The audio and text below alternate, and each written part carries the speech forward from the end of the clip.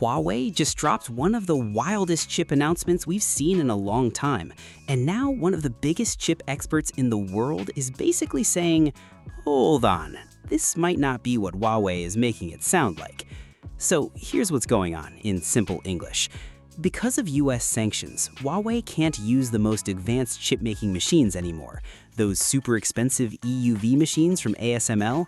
Yeah, Huawei can't access them like companies such as TSMC, Intel, or Samsung can. And that's a huge problem because modern chips depend on those machines to make tiny transistors smaller and smaller every year. That's basically how the entire chip industry has improved for decades. Smaller transistors, more power, better efficiency, more performance. That idea is connected to something called Moore's Law. Now, Huawei is basically saying, what if we stop focusing only on shrinking transistors? And honestly, that's actually interesting. Instead of just making smaller chips, Huawei wants to improve the entire system around the chip. Not just the chip itself, but how chips are stacked together, how they communicate, how memory works, how power moves through the system. Huawei calls this tau scaling, and according to Huawei, this could help them reach performance levels similar to insanely advanced future chips like Intel and TSMC's 14A process. Sounds crazy, right? Well, that's where chip analyst Dr. Ian Cutress steps in, and he's not fully buying it. He basically says Huawei is comparing two completely different things. Think of it like this. Imagine one company says, we built a faster car engine. Then another company says, well, our whole car system is better because we improved the tires, suspension, and aerodynamics. Both are improvements, but they're measuring different things. That's what Ian Cutress thinks Huawei is doing. He says the industry normally measures transistor density in 2D space. Basically, how many transistors can you fit into one tiny flat area? That's the standard measurement everyone uses. But Huawei is stacking chips vertically, so now Huawei is counting transistors in a more 3D way. And Ian says that changes the comparison completely. He used a really funny example. He said, imagine building a house. If you build a one-floor house with 3 bedrooms, cool. Now you add a second floor with 3 more bedrooms. Did the house suddenly become denser? Well, yes and no. Urban planners would say yes, because more rooms exist in the same land space. But construction engineers would say no, because you simply stacked another floor on top. That's basically Huawei's argument right now. And honestly, both sides kinda make sense. Now here's where things get really interesting. Huawei's secret weapon seems to be advanced chip stacking. This is called hybrid bonding. Instead of making one giant chip, companies can stack chips together almost like Lego blocks. This lets them improve performance without relying completely on tiny transistor shrinking. And guess what? The rest of the industry has already been working on this for years. AMD has chip stacking, Intel has EMIB technology, TSMC has advanced packaging too. So Huawei didn't invent the idea, but Huawei might be trying to push it much harder and much faster because they don't have access to the latest EUV tools.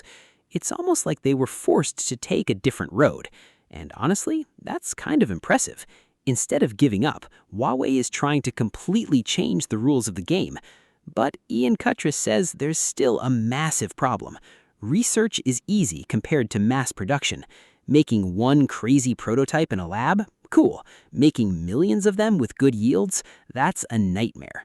And hybrid bonding is apparently very difficult. The connections between chips have to be insanely tiny. We're talking micron-level precision. Huawei claims they can do logic-on-logic stacking at a 2-micron pitch. If true, that would actually be industry-leading. Like, seriously leading. But Ian says this is where things get suspicious, because achieving that consistently in mass production is extremely hard. Not impossible, but very hard. And there's another issue nobody talks about enough: power consumption during manufacturing. Apparently, hybrid bonding can use way more energy than advanced EUV production itself. That means higher costs, slower production, more heat, lower yields. So even if the technology works, scaling it into millions of chips could be brutal. Then things got even messier. Ian Cutress says Huawei's research paper looked like it may have been partially written by AI. Yeah, seriously. He pointed out strange sentence structures and wording patterns that looked AI generated. Now, to be fair, that doesn't automatically mean the technology is fake. A lot of companies use AI tools now for translations and writing support. But Ian basically felt the paper sounded strange and overcomplicated in places, and that added even more skepticism around the announcement. But honestly, I think this whole story is bigger than just Huawei versus Intel. This is really about what happens when a company gets blocked from the normal path of progress. Huawei can't easily follow the same roadmap as everyone else anymore. So instead of competing directly on tiny transistors, they're trying to rethink the whole system.